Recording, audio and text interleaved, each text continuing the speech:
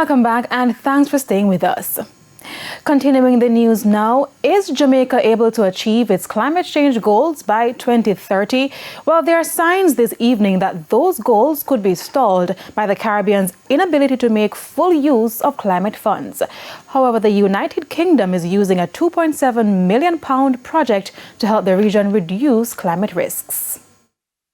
The worsening effects of climate change have been felt in the island just a few weeks ago. Devastation out west and along the north coast. In fact, Minister without portfolio with responsibility for the environment, Matthew Samuda, says cruise shipping in Ocheria St. Anne has stalled given the damage to the pier caused by the intense rains. At the launch of a £2.7 billion initiative between the United Kingdom and the Caribbean on Tuesday, Mr. Samuda says finding money to fight climate change by 2030 is a major problem. When I look at the water sector in Jamaica, our adaptation need for 2030 at recent engineering estimates puts it above $4 billion.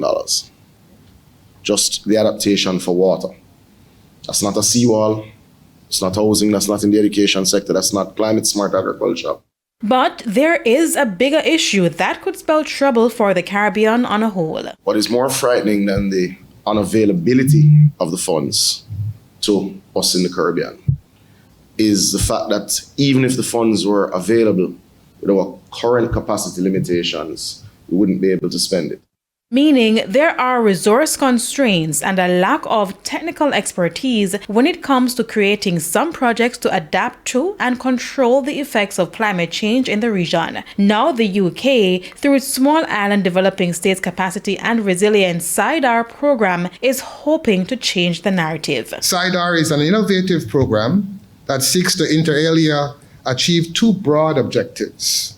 One, increase the flow, speed and scale of climate finance to Caribbean countries by enabling the development of bankable projects and programs that employs, where possible, innovative financial instruments. And two, build capacity in Caribbean countries to overcome the supply and demand constraints that impact access, absorption and delivery of climate finance within our countries.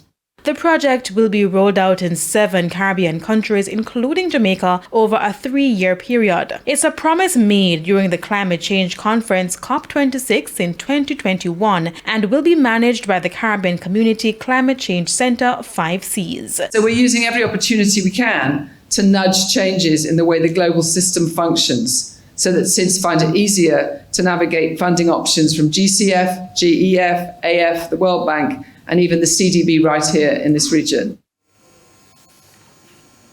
To some